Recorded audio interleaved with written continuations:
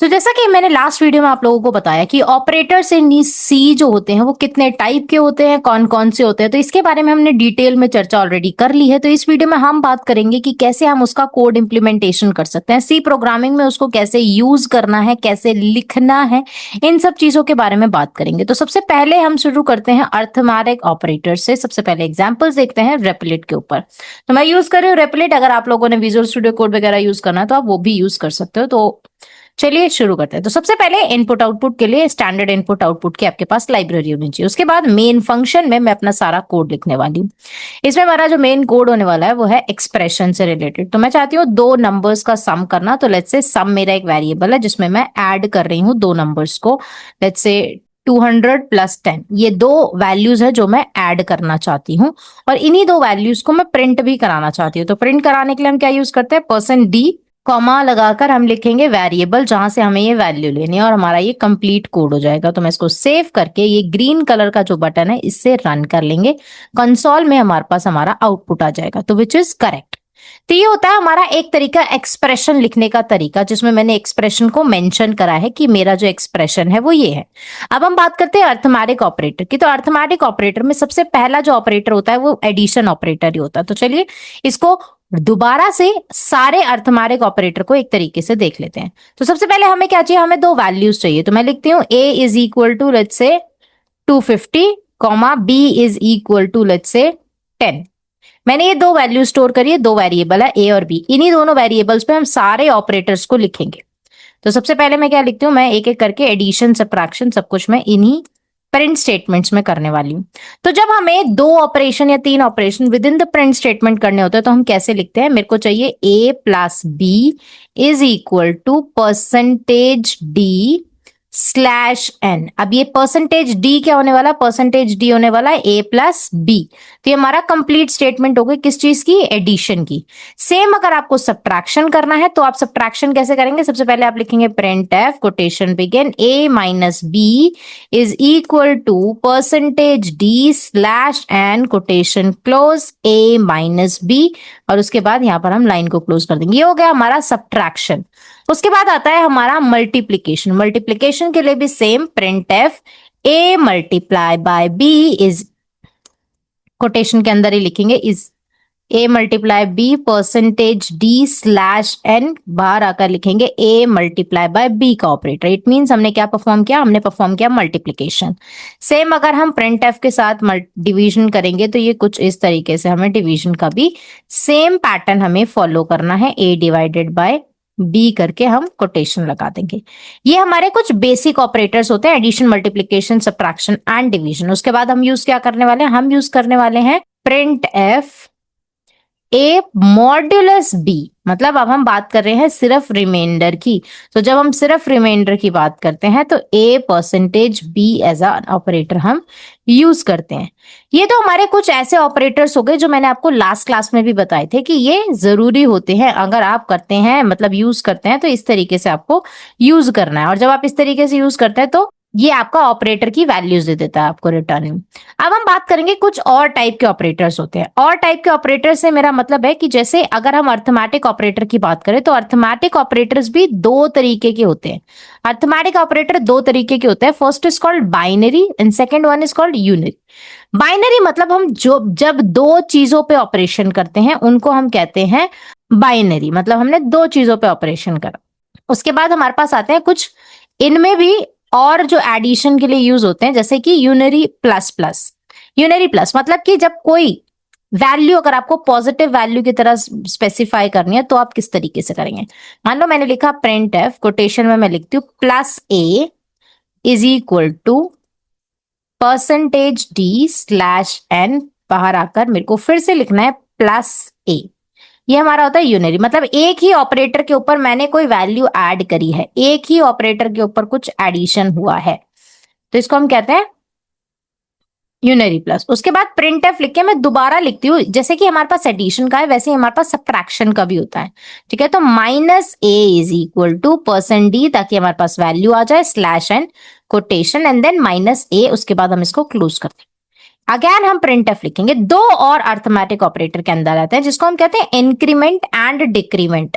तो increment and decrement मतलब a plus plus is equal two percent D, ताकि हमारे पास वैल्यू प्रिंट हो, कॉमा ए प्लस प्लस हमारा ऑपरेटर है, यही मैंने मेंशन करा है। सेम हमारे पास सब्ट्रैक्शन के लिए भी होता है, तो सब्ट्रैक्शन के लिए भी आप क्या लिखेंगे, A minus minus is equal to percentage D slash N, quotation से बाहर आकर ए माइनस माइनस। अब ये चीज आपको याद रखनी है, ये चीज आपको पता होनी चाहिए कि इतने टाइप के हमारे पास ऑपरेटर्स होते हैं। ये सारी वैल्यूज हमारे पास आएंगी, हम इसको सिंपली सेव कर लेते हैं एंड इसको रन कर देते हैं, कंसोल में जाके आउटपुट चेक कर लेते हैं। ए प्लस बी करा तो ये आया, माइनस करा ये आया, मल्टीप्लाई ये। जैसे कि मैंने आपको बताया यूनरी प्लस होता है। यूनरी प्लस का मतलब यह है कि आप किसी वैल्यू को पॉजिटिव वैल्यू दिखाना चाहते हो, आप किसी वैल्यू को नेगेटिव वैल्यू दिखाना चाहते हो, तो आप माइनस ए लिखोगे। जैसा मेरे पास क्या वैल्यू थी इनिशियली, मेरे पास ए में वैल्यू थी 250, तो वही 250 वैल्यू में क्या हुआ है, हमारे पास सब्ट्रैक्शन हो गया है। और जब मैंने प्लस प्लस की बात करी तो क्या हुआ है, इसमें सेम ही रहा है, बट जब हम मैंने माइनस माइनस की बात करी है तो मेरे पास क्या आया है, तो मेरे पास क्या आया, 251 आया है। तो ये मेरा कुछ बेसिक से कोड थे अर्थमेटिक ऑपरेटर से रिलेटेड, जिसमें मैंने सारे अर्थमेटिक ऑपरेटर्स को इंक्लूड किया है। अब हम बात करेंगे कुछ रिलेशनल ऑपरेटर के बारे में। तो रिलेशनल ऑपरेटर जैसे कि जो हमें कंपेयर करने में हेल्प करता है, तो 6 तरीके के रिलेशनल ऑपरेटर होते हैं, less than, greater than, less than और इक्वल टू, ग्रेटर देन और equal to, and equal to और नॉट इक्वल टू। ये कुछ ऑपरेटर्स होते हैं जो हमें ट्रू और फॉल्स की वैल्यू देते हैं। तो हम सिंपली क्या करते हैं, नेक्स्ट लाइन में आ जाते हैं, और नेक्स्ट लाइन के कोड में हम क्या लिखेंगे, पहले तो मैं एक कमेंट डाल देती हूँ। कमेंटिंग के लिए मैंने स्लैश स्लैश यूज किया क्योंकि मुझे single line, using relational operator. अब रिलेशनल ऑपरेटर्स के लिए अगर आप चाहें तो वैल्यूज को चेंज भी कर सकते हैं, जैसे कि मैं वैल्यूज को चेंज कर देती हूँ। Int x is equal to 20, y is equal to let's say 5। ये मैंने दो न्यू वैल्यूज ले ली है। अब इसी के ऊपर मैं प्रिंट एफ लगाऊंगी ताकि मेरे पास, अब प्रिंट एफ में हमें क्या लिखना है, a less than b is equal to, अब ये जो वैल्यूज आएंगी ये हमें ये परसेंटेज डी से ही डिनोट करनी है। उसके बाद हम फिर से लिखेंगे x लेस देन y, क्योंकि हमारे पास वेरिएबल क्या है, एक्स वाई है, तो मैं एक्स वाई ही यूज कर लेती हूँ। सिंपली हम इसको हटा देंगे, ये एक्स वाई हो गया। उसके बाद यहाँ पे कोटेशन कर, अब अगर हम इस सेम को इक्वेशन को दोबारा लिखते हैं, बट इस केस में हम क्या करेंगे, ग्रेटर देन के बारे में बात करेंगे। तो ये कुछ मेजर चेंजेस आपको करने नहीं है, आपको बहुत माइनर से चेंजेस करने हैं। अब आप बात करते हैं, लेस देन ग्रेटर देन हो गया, फिर less than equal to, and then we have the greater than equal to also. तो ये भी हमारे पास वैल्यूज के लिए कंपैरिजन के लिए होता है। तो अगर मैं इसको लेस देन इक्वल टू और ग्रेटर देन इक्वल टू लिखूं तो बस ये ऑपरेटर का जो सिंबल है ये चेंज हो जाएगा। उसके बाद मेरे पास कुछ और ऑपरेटर्स होते हैं, जैसे इक्वल टू, क्या ये दोनों बराबर हैं, अगर ये दोनों बराबर हैं तो ट्रू और फॉल्स जैसा हमारे पास आउटपुट आएगा। तो इक्वल टू के लिए तो आप डबल इक्वल टू लिखते हैं, बट जब आपको नॉट इक्वल टू लिखना है तो प्रोग्रामिंग में हम एक्सक्लेमेशन और इक्वल टू लिखते हैं। सेम चीज आप यहाँ पर इक्वेशन में भी करेंगे। अब आप ये चीज याद रखिए, जब आप कोटेशन में लिख रहे हैं तो ये डिस्प्ले करने का तरीका है, इसमें आपका कोई ऑपरेटर काम नहीं कर रहा है, इसमें सिर्फ नॉर्मल टेक्स्ट लिखे जा रहे हैं, जो भी डाटा आप डाल रहे हो एज अ स्ट्रिंग जा रहा है। बट जो कॉमा डाल के आप लिख रहे हो ये एक्सप्रेशन है, ये हमें वैल्यू दे रहा है कैलकुलेट करके, कंपेयर करके। ये हमारा हो गया रिलेशनल ऑपरेटर। अगर मैं इसको सेव करती हूं और इसको रन करती हूं तो मेरे पास कंसोल में वैल्यूज आएंगे 010101। अब ये 010101 क्यों आ रहा है, मैंने तो आपको बताया था ये ट्रू फॉल्स आना चाहिए, क्योंकि जब मैंने ये परसेंट डी लिखा है तो ये मुझे ट्रू का 1 देगा, फॉल्स का 0 देगा। ये दो चीज यहाँ पर मॉडिफिकेशन में हो जाती है, तो इसको हम कहते हैं रिलेशनल ऑपरेटर। अब रिलेशनल ऑपरेटर के बाद जो आता है उसको हम कहते हैं लॉजिकल ऑपरेटर। अब लॉजिकल ऑपरेटर देखते हैं, तो लॉजिकल ऑपरेटर के लिए हम लिख देते हैं यूजिंग लॉजिकल ऑपरेटर। अब जो ये रेपलेट है ना, इसके ऊपर एक लाइक एआई है, ऑलरेडी एआई असिस्टेंट है, तो इसलिए ये हमें कुछ सजेशंस दे देता है।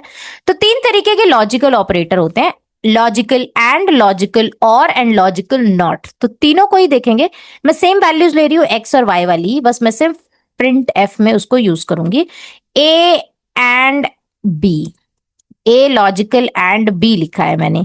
ए लॉजिकल एंड बी का भी वैल्यू मैं जो चाहती हूँ वो मतलब इंटीजर वैल्यू ही चाहती हूँ, तो मैं सेम तरीके से बी लिखूंगी। मैं इसको चेंज कर देती हूँ, मैं यहाँ पे वर्ड्स में लिख देती हूँ ताकि कंफ्यूजन ना हो। लॉजिकल एंड बी, जैसे तो हम एंड कैप्स में लिखते हैं।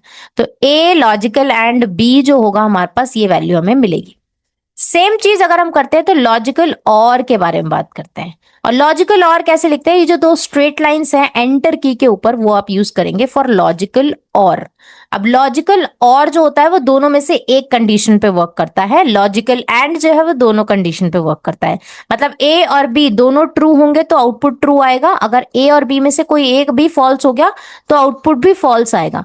दोनों कंडीशंस का सही होना जरूरी होता है लॉजिकल एंड के लिए, लॉजिकल और मतलब दोनों में से कोई एक कंडीशन।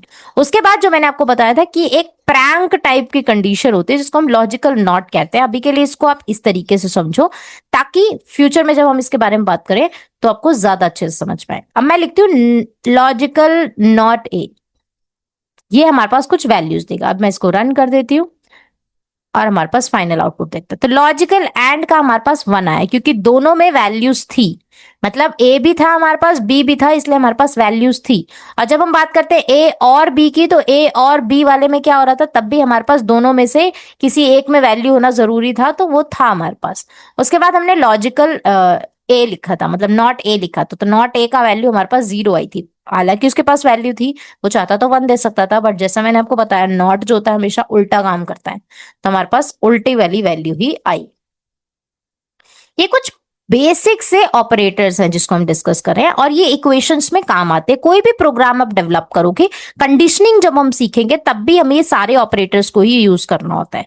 अब हम बात करेंगे असाइनमेंट ऑपरेटर की। असाइनमेंट ऑपरेटर भी इक्वली इंपॉर्टेंट होता है, क्योंकि असाइनमेंट तो बहुत फ्रीक्वेंटली भी यूज होता है, क्योंकि हमें जब भी कोई वैल्यू असाइन करनी होती है तो हम कोशिश करते हैं हम उसको शॉर्ट स्टेटमेंट में ही असाइन करते हैं। ठीक है, तो इसलिए हम असाइनमेंट ऑपरेटर्स को भी देख लेते हैं। अब असाइनमेंट ऑपरेटर, जैसे मैंने आपको बताया, असाइनमेंट ऑपरेटर बहुत तरीके के होते हैं, बट इन टोटल अगर आप वैल्यू लें तो 11 असाइनमेंट ऑपरेटर होता है। सिंपल असाइनमेंट ऑपरेटर होता है, जैसे मैंने कोई वैल्यू देनी है तो मैं लिख दूंगी A is equal to this value, तो मतलब मैंने एक डायरेक्ट अलाइनमेंट कर दिया, मतलब डायरेक्ट वैल्यू दे दी। अब फॉर एग्जाम्पल मान लो कि मैंने एक इंटीजर लिया, इंटीजर में मैं लिख रही हूँ सी इज इक्वल टू 23। अब c इज इक्वल टू, जब मैंने 23 लिखा मतलब मैंने एक न्यू वेरिएबल बना दिया, राइट। तो मैं ऊपर की वैल्यूज तो लूंगी, बट मैं इस वैल्यू को भी यूज करूंगी। अब मान लो मैं ए जो मेरा वेरिएबल है ऊपर, जिसमें मैंने अभी 250 और समथिंग स्टोर किया हुआ है, ये वाला 250 स्टोर किया हुआ है, लेट्स टेक x। छोटा वैल्यू है तो ज्यादा अच्छे से हमें कैलकुलेशन भी समझ में आएगी, तो हम ले लेते हैं x। x में मैं चाहती हूं जो x वेरिएबल है उसमें कौन सी वैल्यू जाए, उसमें मैं चाहती हूँ c की वैल्यू जाए, तो मैं चाहती हूँ c की वैल्यू जाए, तो मैं x की वैल्यू में c की वैल्यू डाल रही हूँ, स्लैश n डालकर हम इससे बाहर आ जाएंगे। उसके बाद हम क्या लिखेंगे, a x is equal to c। मैं आपको इसको रन करके भी दिखा देती हूँ क्या हमारे पास आउटपुट पाएगा। ये हमारे पास आउटपुट में आ गया। अब x के पास क्या आ गई, x के पास क्या वैल्यू आ गई, x के पास आ गई 23, मतलब मैंने उस x की वैल्यू को अपडेट कर दिया। अब मैं दोबारा प्रिंट स्टेटमेंट लिखती हूँ। जो मेरा नेक्स्ट है वो है एडिशन इक्वल टू। जब हम लिखते हैं x plus equal to c, तो मतलब मैं क्या लिखना चाहती हूँ, परसेंटेज d स्लैश n। अब हम लिखेंगे percentage d, sorry percentage D तो हम लिख चुके हैं। उसके बाद x प्लस इक्वल टू सी, तो हमने जब लिखा x प्लस इक्वल टू सी, इसका मतलब क्या है, हम क्या लिखना चाह रहे हैं, हम लिख रहे हैं x is equal to x plus C. मतलब जो x की वैल्यू है अभी करंट में वो 23 है, 23 में 23 और ऐड हो जाएगा और उसके बाद हमारे पास फाइनल वैल्यू आएगी। तो अगर मैं इसको आउटपुट शो करूं तो 46 हमारे पास वैल्यू आई। मतलब ये जो हमारी इक्वेशन है ये लेंथी वे में, बट मैंने इसको असाइनमेंट ऑपरेटर से ये 2 वर्ड्स में शॉर्ट कर दिया, मुझे बार बार x लिखने की जरूरत नहीं पड़ी। तो मतलब जो x का वेरिएबल है वो मैं अपडेट कर रही हूँ। अपडेट किससे कर रही हूँ, एग्जिस्टिंग जो x की वैल्यू है, विच इज यहाँ पर पहले स्टेटमेंट में हमने 23 करी है, तो 23 प्लस c की वैल्यू जो है वो 23 है, दोनों को ऐड करके हमारा x की वैल्यू अब अपडेट हो गई। अब x की वैल्यू क्या हो गई हमारी, अब x की वैल्यू हो गई है 46। अब अगला प्रिंट स्टेटमेंट लिखते हैं। अब इस प्रिंट स्टेटमेंट में हम क्या करेंगे, जैसे हमने पहले एडिशन करा है अब हम उसी में सब्ट्रैक्शन करेंगे।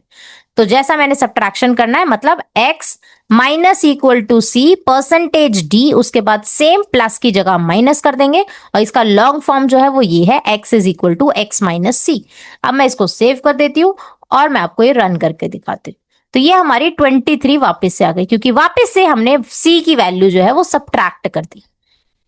इसे हम कहते हैं थर्ड असाइनमेंट ऑपरेटर। उसके बाद सेम जैसा हमारे पास एडिशन सब्ट्रैक्शन के लिए होता है वैसे ही हमारे पास मल्टीप्लिकेशन डिवीजन मॉड्यूलो के लिए भी होता है। तो सेम चीज अगर आपको करनी है मल्टीप्लिकेशन के साथ तो बस माइनस की जगह मल्टीप्लाई लगा दो और सेम चीज मल्टीप्लाई भी हो जाएगी। अब मैं सिंपली इसको रन कर देती हूँ। अगर मैं आपको दिखाऊं तो ये 529 हो चुका है क्योंकि अब हमने उसको मल्टीप्लाई करा है। अगर मैं सेम चीज अगर आपको बताती हूं कि मैं लिखती हूं प्रिंट एफ, और अब हम क्या करेंगे, अब हम डिवीजन करेंगे तो x divided by c equal to c, उसके बाद हमने मल्टीप्लाई की जगह डिवाइड लिख दिया और ये हमारी कंप्लीट इक्वेशन हो गई। अब हम इसको सिंपली सेव करके रन पर जाकर आउटपुट को एक बार चेक कर लेंगे। 529 के बाद वापस से उस वैल्यू से हमने डिवाइड किया तो ऑब्वियस सी बात है हमारे पास हमारी ओरिजिनल वैल्यू आ जाएगी। अब हम बात करते हैं नेक्स्ट ऑपरेटर की। जैसे मैंने आपको बताया मॉड्यूलो के साथ भी आप सेम चीज कर सकते हैं। तो मॉड्यूलो के लिए अगर आप लिखेंगे तो इस तरीके से आप लिखेंगे कि हमें अब सिर्फ रिमाइंडर के बारे में बात करनी है। इसका लॉन्ग फॉर्म भी सेम ही होगा। इसका लॉन्ग फॉर्म का मतलब है x is equal to x modulo c। अगर मैं इसको सेव करती हूं और मैं इसको रन करती हूं तो मेरे पास जो है आउटपुट जो है कुछ 0 आएगा, क्योंकि अब हमने क्या करा है, हमने रिमाइंडर की बात करी और जब हम दोनों वैल्यूज को डिवाइड करेंगे तो हमारे पास सेम ही वैल्यू आएगी। अब हम बात करते हैं अगले टाइप ऑफ ऑपरेटर की, मतलब कि असाइनमेंट ऑपरेटर में ही और भी ऑपरेटर होते हैं जैसे हमारे पास सजेशन में आ रहा है, राइट। तो अब हम बात करें तो left shift, right shift, XOR, XNOR और एंड असाइन आता है। अब हम पहले बात करते हैं एंड असाइन की। किसकी बात करें हम, एंड असाइन की। एंड असाइन असाइनमेंट ऑपरेटर जो होता है वो क्या करता है, वो बिटवाइज एंड परफॉर्म करता है। अब बिटवाइज एंड क्या होता है, जब मैंने इसको पहले मैं इसको लिख देती हूँ, ये मेरा कोड है, मतलब कि मैंने इस मॉड्यूलो की जगह बस यहाँ पे एंड वाला ऑपरेटर डाल दिया। अगर मैं इसको सेव करती हूँ और मैं आपको वैल्यू दिखाती हूँ तो आपको ये चीज समझ में आएगी कि क्या ऑपरेशन हुआ है। हमारे पास वैल्यू जो आई है 0 आई है। ऐसा क्यों है, क्योंकि अभी हमने x को किससे अपडेट किया, x को तो हमने 0 से अपडेट कर दिया। उसके बाद हमने एंड लगाया तो वो बिटवाइज ऑपरेटर करेगा और ये असाइन करेगा, जो वैल्यू है उसको लेफ्ट ऑपरेंड को असाइन करेगा। लेफ्ट ऑपरेंड मतलब इस ऑपरेटर के जो लेफ्ट हैंड साइड पे लिखा होगा उसमें ये वैल्यू असाइन कर देगा। एंड ऑपरेटर अप्लाई होगा और वो असाइन हो जाएगा लेफ्ट वाले में। जैसा हमारे पास रेपलेट है, राइट। अगर आप कोई कोड लिख रहे हो, आपको नहीं समझ में आ रहा है कि क्या ऑपरेशन परफॉर्म हुआ है, तो सिंपली इस पे क्लिक करके आपके पास यहां पर ऑप्शन आएगा एक्सप्लेन विद असिस्टेंट का। ये एक्सप्लेन विद असिस्टेंट आपको लाइन बाय लाइन उसकी प्रॉपर डेफिनेशन दे देगा। जैसा कि यहां पर लिखा हुआ है कि x is equal to x divided by c अगर आप करते हैं तो ये कुछ इस तरीके से वर्क करता है। मतलब कि आपकी जो वैल्यूज हैं, जो आपकी अपडेटेड वैल्यूज हैं, उन वैल्यूज को पहले तो वो बाइनरी में कन्वर्ट करता है, ठीक है। अगर आपको बाइनरी टेबल नहीं पता तो आप अगर आप बाइनरी देखोगे ना, डेसिमल टू बाइनरी अगर आप सर्च करते हो डेसिमल टू बाइनरी, तो आपको बाइनरी कन्वर्जन दिखेगा हर एक नंबर का। इमेजेस पे चले जाना, बहुत सारी इमेजेस आपको मिल जाएंगी उस चीज से रिलेटेड। तो जैसे मैं ये वाले इमेज देखती हूँ तो इस इमेज पे अगर आप देखोगे तो काफी सारे नंबर्स हैं जो इस तरीके से होते हैं। मतलब डेसिमल को बाइनरी में अगर आपको कन्वर्ट करना है तो इस तरीके से इसकी कन्वर्जन होती है। डेसिमल मतलब बेस 10 और बाइनरी मतलब बेस 2। मतलब सारे नंबर्स को 2 के उसमें रखते हैं, 001 01 01 ऐसा कुछ होगा।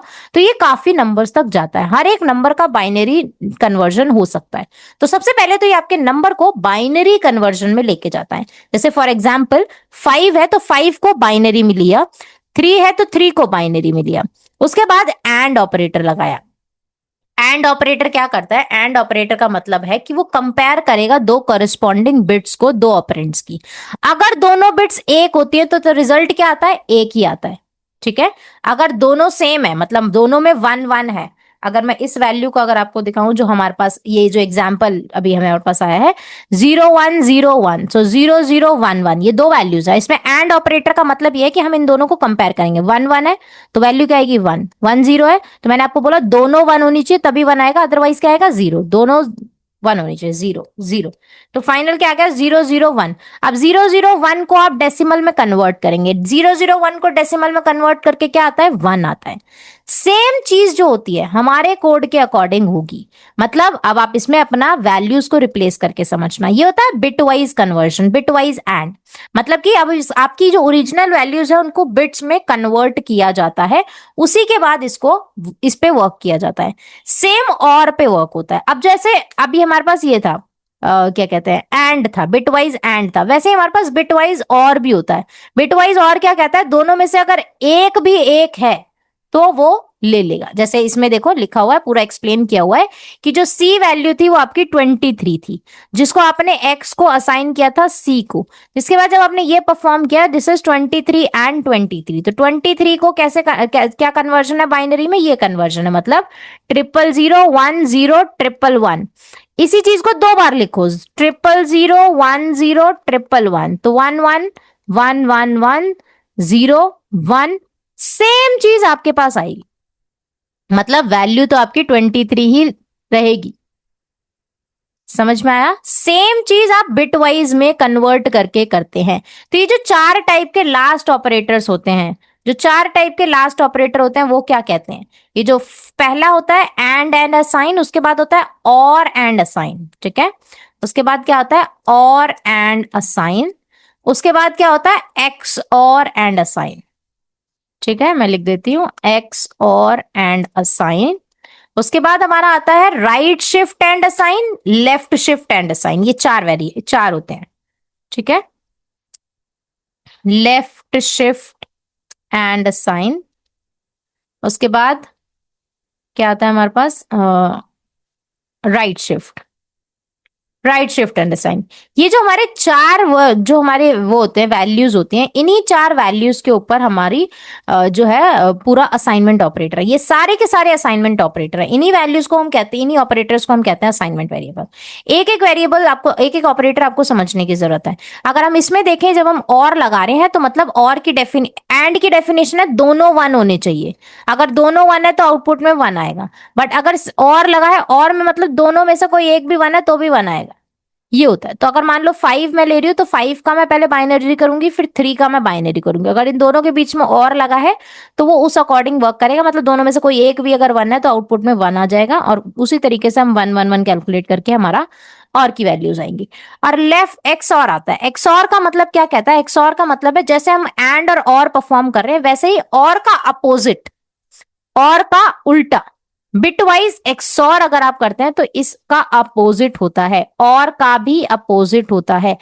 एक्सॉर और ये सारे क्या होते हैं, गेट्स वगैरह में पढ़े जाते हैं। अगर आपको गेट्स याद हैं अपने कॉलेज टाइम में, अगर आपने गेट्स पढ़े हैं तो ये आपको काफी इजीली समझ में आएगा। एक्सॉर का कॉन्सेप्ट बाइनरी डेसिमल का, मतलब ये कॉन्सेप्ट सारा का सारा वहीं से है। अगर आप इसमें देखो तो ये एक्सॉर है। एक्सॉर का मतलब मैंने आपको बताया, पहले वो दो बिट्स को कंपेयर करेगा। If both bits are different, मतलब एक 0 है एक 1 है, तो आउटपुट में क्या आता है 1। अगर दोनों बिट सेम है, मतलब बोथ 0 है बोथ 1 है, तो रिजल्ट क्या आएगा 0 आएगा। जैसे 0 1 0 1 है तो 0 0 1 1 है, तो इन दोनों वैल्यूज को देखो, दोनों 1 था तो मतलब वैल्यू क्या आएगी 0। दोनों अलग अलग है तो मतलब 1, दोनों अलग अलग है 1, दोनों 0 है 0। तो ये हमारी फाइनल वैल्यू आ गई। इसको हम क्या कहते हैं 6। ये हमारा क्या हो गया एक्स और आ गया। और जब हमने असाइनमेंट की बात करी तो यही 6 जो है किसी भी वेरिएबल में जाके स्टोर हो जाएगा। ये हमारा बिटवाइज एक्स और होता है। और वैसे ही जैसे मैंने आपको एंड बताया वैसे ही ये वर्क करता है। तो जितने भी बिटवाइज ऑपरेटर्स होते हैं वो बिट पे चलते हैं, बिट पे ही वर्क करते हैं, बिट से ही उनका काम होता है। तो सिंपली अगर आपको इनकी कन्वर्जन करनी है तो सबसे पहले उन डिजिट्स को बाइनरी में लेके जाओ, फिर एंड एक्सॉर और एक्सॉर के अकॉर्डिंग उसमें वर्क करो। तो मतलब 3 ऑपरेटर्स हमने पढ़े हैं, तीनों को आपको पता होना चाहिए, एंड और एक्सॉर। ये 3 जो है अभी हमने पढ़े। अभी हम बिटवाइज ऑपरेटर पढ़ेंगे तो इनको और डेप्थ में समझेंगे। अभी के लिए एंड और एक्सॉर तीनों आपको पता होने चाहिए, ठीक है। इन तीनों को हम यूज करेंगे। इन दोनों, इस एंड का मतलब क्या होता है, जब दोनों डिजिट सेम होंगी तो आउटपुट में 1 आएगा। इसका मतलब क्या है, जब दोनों डिजिट सेम होंगी तो आउटपुट में 0 आएगा। डिजिट अगर अलग होंगी तो आउटपुट में 1 आएगा। एक्सॉर का भी सेम ही कहना है। एक्सॉर और कोरिलेटेड होते हैं, ठीक है। इसको हम बिटवाइज में और अच्छे से समझेंगे कि क्या कौन सा किस तरीके से यूज होता है। अब हम बात करते हैं last two, which is this left shift and right shift. Left shift और राइट शिफ्ट का क्या मतलब है, लेफ्ट शिफ्ट और राइट शिफ्ट की जरूरत क्या है। लेफ्ट शिफ्ट का मतलब यह है कि बिट वाइज राइट शिफ्ट करता है, उसके बाद उस वैल्यू को लेफ्ट ऑपरेंड में अप्लाई कर देता है, ठीक है। अब सेम अगर मैं लेफ्ट शिफ्ट वाले की बात करूं तो लेफ्ट शिफ्ट वाला क्या करता है, सारी बिटवाइज को, सारी बिट्स को लेफ्ट में शिफ्ट करता है और उसको असाइन कर देता है लेफ्ट ऑपरेटर को। जो भी असाइनमेंट होता है वो लेफ्ट ऑपरेटर में ही होता है। लेफ्ट ऑपरेटर में क्यों होता है, क्योंकि जो लेफ्ट ऑपरेटर हमारा होता है वही हमारा प्राइमरी ऑपरेटर होता है कोई भी वैल्यू असाइन करने के लिए। तो आपको ये चीज पता होनी चाहिए कि कैसे कैसे आप वैल्यूज को लिखेंगे। It's clear. अब जब हम बात करते हैं कि हम अप्लाई कर रहे हैं ऑपरेटर्स को, हमने अर्थमेटिक देखा, रिलेशनल देखा, हमने देखा लॉजिकल देखा, हमने असाइनमेंट ऑपरेटर देखा, इसके बाद हम बिटवाइज देखेंगे। अभी बात करते हैं लेफ्ट शिफ्ट वाले की। तो लेफ्ट शिफ्ट वाला अप्लाई कैसे होता है, लेफ्ट शिफ्ट वाले को यूज कैसे करना हो, चलिए अब बात करते हैं लेफ्ट शिफ्ट की। लेफ्ट शिफ्ट क्या होता है, लेफ्ट शिफ्ट में मान लो आपके पास कोई वैल्यू है, मान लो आपके पास कोई भी एक्सप्रेशन है जो हमने मेंशन करा है, like X left shift C. अब x लेफ्ट शिफ्ट सी करने के बाद क्या है, इसका मतलब क्या है, इस इक्वेशन को आप सॉल्व कैसे करेंगे। इस इक्वेशन को सॉल्व करने के लिए एक फॉर्मूला होता है बेसिकली। x को जब आप मल्टीप्लाई करते हैं 2 to the power of n से, तो ये हमारा मैथमेटिकल रिप्रेजेंटेशन है लेफ्ट शिफ्ट का। और इसी सेम में अगर मैं राइट शिफ्ट की बात करूं तो x राइट शिफ्ट c अगर मैं करती हूं, ये n है बेसिकली, ठीक है। लेफ्ट शिफ्ट जब हम लिखते हैं तो मतलब मान लो मैंने किसी इक्वेशन पे अप्लाई करा, एक्स लेफ्ट शिफ्ट एन लिखा है, तो इसको सॉल्व करने का क्या फॉर्मूला होता है, इसको सॉल्व करने का फॉर्मूला होता है X multiply by 2 to the power of N. और सेम अगर मैं राइट शिफ्ट की बात करूं तो मैंने लिखा है अगर एक्स राइट शिफ्ट एन, तो मतलब X divided by 2 to the power of N. ये दोनों एक फॉर्मूला होते हैं बाइनरी नंबर्स को शिफ्टिंग वाले पे वर्क करने के लिए। लेफ्ट शिफ्ट और राइट शिफ्ट ऑपरेटर इन्हीं चीज पे वर्क करते हैं। लेफ्ट ऑपरेंड की जो वैल्यू है वो मूव हो जाएगी लेफ्ट में by the number of digits जो हमारे पास है। अब मान लो आपके पास कोई वैल्यू है जो 28 है, तो मतलब आपने 28 और दूसरा जो है 0 लिया है, ये आपकी वैल्यू है। तो ये कैसे सॉल्व होगी, 28 multiply by 2 to the power of 0। 2 to the power of 0 is obviously 1, तो मल्टीप्लाई करेंगे 28 से तो हमारी पास वैल्यू क्या आएगी, 28 आएगी। तो ये बेसिकली बेसिक सी इक्वेशंस हैं जो आपको अच्छे तरीके से इसको एक्सप्लेन कर सकती हैं। तो जब भी हम लेफ्ट शिफ्ट और राइट शिफ्ट अप्लाई कर रहे हैं तो वो इस तरीके से वर्क करता है। लेफ्ट शिफ्ट का मतलब ये है, बट ये जो है ये वर्क किस में करता है, ये वर्क करता है बिट्स में। ये आपका बिट वाइज ऑपरेटर से ही काम होता है। कंप्यूटर में जब ये वर्क कर रहा है तो पहले इसका बिट वाइज कन्वर्जन हो रहा है, 28 का बिट वाइज कन्वर्जन हो रहा है, उसके बाद फिर जीरो से उस पर वर्क किया जा रहा है। सेम चीज अगर हम राइट शिफ्ट की बात करें तो उसमें डिवाइड वाला ऑपरेटर यूज होता है। तो ये सारे हमारे कौन से ऑपरेटर हैं, ये सारे हमारे असाइनमेंट ऑपरेटर्स हैं, टोटल 11। इन्हीं टोटल 11 ऑपरेटर्स पे हमारा असाइनमेंट्स होते हैं वैल्यू की। अब हम बात करेंगे नेक्स्ट टाइप के ऑपरेटर की, जिसको हम कहते हैं bit wise operator. Bit wise operator कितनी तरीके के होते हैं, बिट वाइज ऑपरेटर का मतलब है कि आप बिट्स में कन्वर्ट करके करेंगे। तो bit wise operator in total 6 होते हैं, ठीक है। तो अब हम सिंपली नेक्स्ट लाइन में चलते हैं। इसके बाद bitwise operator, bitwise operator 6 bitwise operator होते हैं, bitwise and, bitwise or, bitwise X or, bitwise first complement, bitwise left shift and bitwise right shift. Left shift और राइट शिफ्ट वाला assignment में तभी यूज होता है। तो असाइनमेंट वाले जो होते हैं वो लास्ट कैटेगरी में आते हैं वैसे तो, बट हमने इनको सॉल्व कर लिया है। अब हम बात करते हैं एक एक करके कैसे कैसे आप उसको मेंशन करोगे। तो जो वैल्यूज हमारे पास ऑलरेडी है हम वही लेके चलते हैं। तो हम लिखते हैं printf quotation A bitwise and b is equal to percentage t। ये हमारा बिटवाइज एंड हो गया। सेम बिटवाइज और के लिए हम क्या करेंगे, प्रिंट एफ a, और के लिए मैंने आपको बताया एक स्ट्रेट लाइन आप यूज करेंगे, उसके बाद इक्वल टू ये। तो ये हमारा बिटवाइज और हो गया। अब हम बिटवाइज एक्स और की बात करते हैं तो वो कुछ इस तरीके से होता है। तो तीनों ही इक्वेशंस, तीनों ही ऑपरेटर्स इंपॉर्टेंट है। उसके बाद जैसा मैंने आपको बताया कि इनमें क्या होता है, इनमें और भी ऑपरेटर्स होते हैं जिसको हम क्या कहते हैं, bitwise first complement. Bitwise first complement कैसे लिखते हैं, बिटवाइज फर्स्ट कॉम्प्लीमेंट के लिए आप ये ऑपरेटर का यूज करोगे। ये ऑपरेटर कहाँ होता है, ये सिंबल कहाँ होता है आपके कीबोर्ड में, ये लेफ्ट हैंड साइड पे टॉप वाला जो एस्केप बटन के नीचे होता है वहां आपको ये सिंबल मिलेगा। ठीक है, इसको यूज किया जाता है किस चीज के लिए, अब मैं लाइन बाय लाइन लिख रही हूं। इसको हम क्या कहते हैं, बिटवाइज एंड ऑपरेटर। इसकी अगर हम बात करें तो इसको हम क्या कहते हैं, बिटवाइज और। इसको हम क्या कहते हैं, बिटवाइज एक्स और। इसको हम क्या कहते हैं, बिटवाइज नॉट भी कह सकते हो, वैसे इसको फर्स्ट कॉम्प्लीमेंट कहा जाता है जनरली। ठीक है, बिटवाइज फर्स्ट कॉम्प्लीमेंट। उसके बाद हमारे पास लेफ्ट शिफ्ट और राइट शिफ्ट आता है, इसको हम लेफ्ट शिफ्ट कहते हैं। उसके बाद जब हम प्रिंट एफ लिखते हैं तो इसको हम कहते हैं राइट शिफ्ट। ठीक है, ये हमारा राइट शिफ्ट ऑपरेटर है। ये जो हमारे 6 हैं इन टोटल, इनको हम बिटवाइज ऑपरेटर कहते हैं। एक एक बिटवाइज ऑपरेटर भी इंपॉर्टेंट होता है। अगर मैं इसको रन करती हूं और मैं यहां पर कुछ वैल्यूज को असाइन कर देती हूं, 25 b इज इक्वल टू 20।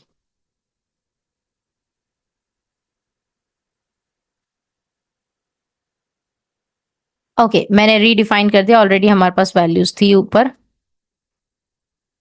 हाँ, तो हमें डिफाइन करने की जरूरत नहीं है। Let me just erase it, save कर लेते हैं और फटाफट से इसको रन करके देखते हैं।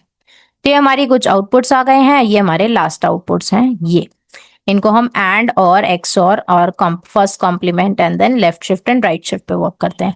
अगर आपको लेफ्ट शिफ्ट राइट शिफ्ट समझ में नहीं आया है तो आप नीचे कमेंट कर देना, मैं आपके लिए डिटेल्ड बिटवाइज ऑपरेटर पे वीडियो लेके आऊंगी जिसमें हम बात करेंगे सिर्फ इनके कन्वर्जन की, इन्हीं के एग्जाम्पल्स की, सिर्फ 6 चीजों को समझेंगे। अगर आपको चाहिए तो नीचे कॉमेंट कर देना। अब बात करते हैं और जो ऑपरेटर्स होते हैं वो और कौन से ऑपरेटर्स होते हैं सी प्रोग्रामिंग में, क्योंकि ये कंप्लीट वीडियो ऑपरेटर के ऊपर है। इसके बाद हम प्रोग्राम्स पे बात करेंगे, इसके बाद हम और कॉन्सेप्ट्स पे बात करेंगे। इसके बाद एक ऑपरेटर होता है जिसको हम कहते हैं size of operator. Size of operator क्या है, साइज ऑफ ऑपरेटर का बहुत ज्यादा यूज होता है सी प्रोग्रामिंग में। जब हम कंपाइल टाइम बेसिकली जब हम यूनरी ऑपरेटर्स पे वर्क करते हैं, यूनरी क्या होता है, जो सिंगल डिजिट होता है। बाइनरी मतलब जब 2 डिजिट्स के बीच में ऑपरेशन हो रहा हो। ठीक है, ये 2 चीज आप याद रखना जब भी आप क्वेश्चन पढ़ोगे, आप इंटरव्यू वगैरह में क्वेश्चन पढ़ोगे तो ये चीज टर्म्स मेंशन्ड होते हैं। बाइनरी ऑपरेशन करना है, बाइनरी मतलब 2 के बारे में बात हो रही है। उसके बाद आता है यूनरी। यूनरी का मतलब क्या होता है, जब ए के डिजिट पे ऑपरेशन करना हो, ए से ही मल्टीप्लाई करना है, ए पे ही डिवाइड करना है, तो ये कुछ होता है यूनरी। मतलब एक ही डिजिट आपको दी जा रही है, एक ही नंबर आपको दिया जा रहा है जिस पे आपको वर्क करना है। समझ में आया। अब मान लो मैं एक सिंपल लिखती हूँ, ठीक है, एक लाइन लिखती हूँ, प्रिंट एफ कोटेशन बिगिंस। अब इसमें मैं लिखती हूँ साइज ऑफ। जनरली मैंने आपको साइज ऑफ का बताया था। साइज ऑफ किस लिए यूज होता है, जब आपको किसी भी इंटीजर या डेटा टाइप के बारे में जानना होता है। ठीक है, उसके बाद हमारे पास होता है कुछ कॉमा ऑपरेटर। कॉमा ऑपरेटर का मतलब है जब आप 2 वैल्यूज को मेंशन करते हैं तो 2 वैल्यूज को मेंशन कैसे करते हैं। 2 वैल्यू जैसे ऑपरेटर, 2 ऑपरेटर मेंशन करने हैं तो 2 ऑपरेटर मेंशन करने के लिए ए कॉमा बी, ऑपरेंड की बात करिए not operator, A comma B अगर आप मेंशन करते हैं तो 2 ऑपरेटर्स हो जाते हैं। तो ये कुछ बेसिक टाइप के ऑपरेटर्स होते हैं। जब भी आपको ये जानना हो तो आप इसमें क्या करेंगे, आप इंटीजर लिख देंगे। इसमें सिंपल इंटीजर का आपको डाटा जानना है। Let me just close it, ये कहां से ओपन होता है। हाँ, तो ये हमारा कुछ बेसिक कोड हो गया। तो ऐसे ही हमारे पास बेसिक बेसिक सी चीजें होती है, जब भी हम इसको यूज करेंगे तब मैं आपको इसको और एक डिटेल में बताऊंगी। बट तब तक के लिए stay tuned, happy learning, keep growing. और अगर कोई डाउट्स है तो नीचे कमेंट कर देना। डिस्कॉर्ड चैनल को आप जरूर ज्वाइन करना। डिस्कॉर्ड चैनल पे मैं काफी सारे रिसोर्सेज आप लोगों के लिए शेयर कर रही हूँ। तो जैसे कि अगर आपको कोई भी प्रोफाइल के लिए प्रिपेयर करना है, अगर आप data science, data analysis, C programming कुछ भी ऐसा सीख रहे हो तो ये चैनल्स आपके लिए काफी ज्यादा इंपॉर्टेंट हैं। गिटहब से रिलेटेड भी मैं अपनी प्लेलिस्ट डाल चुकी हूँ दूसरे चैनल पे, जिसका लिंक भी मैंने डिस्कॉर्ड में डाला है। तो make sure you follow the Discord channel if you want more learning resources. काफी सारे लर्निंग रिसोर्सेज ऑलरेडी लूप में हैं तो आप यूज कर सकते हैं उन सबको। मिलते हैं नेक्स्ट वीडियो में, तब तक के लिए स्टे